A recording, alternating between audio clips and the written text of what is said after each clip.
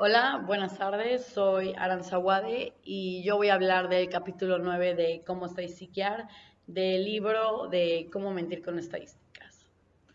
Pues muchas veces cuando hablamos de las fallas de estadística no son culpa de los expertos, sino que se pueden cambiar los datos, se pueden exagerar y eso es normalmente por las relaciones públicas o por los periodistas o por los redactores de textos publicitarios y para las revistas y los periódicos se suelen exagerar los gráficos. Y para que sea un tema aún más interesante para las personas que leen esos datos, rara vez los minimizan. Existe un mapa para poder tergiversar los datos estadísticos. El mapa presenta la cantidad de variables donde se esconden los hechos y se tergiversan las relaciones.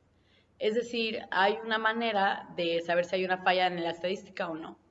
Uno de los ejemplos del libro es La sombra que se extiende. Fue publicado en el First National Bank en Boston. Nos demuestra la renta nacional que el gobierno recaudó, pero que también cuánto se gasta.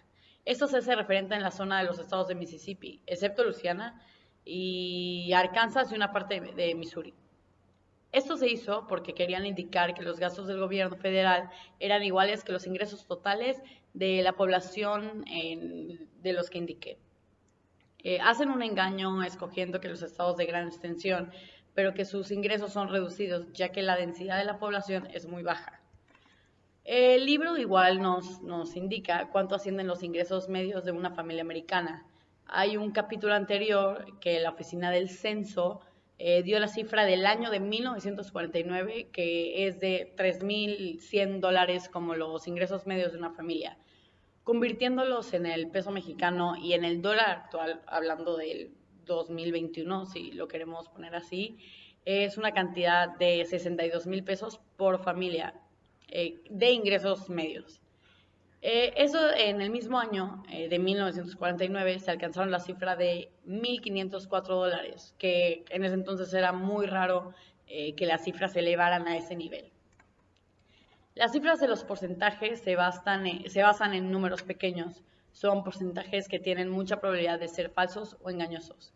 El verdadero problema es cuando las cifras van de decimales, ya que llega a ser demasiado engañosa.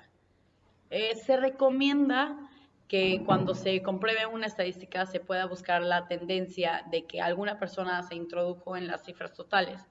Por ejemplo, que con alguna enfermedad se compruebe un aumento en el número de esos casos. Vemos que es muy difícil que salga una cifra exacta por lo que vimos, pero también vimos que no son fallas de los expertos, sino que la gente los manipula. Muchas gracias.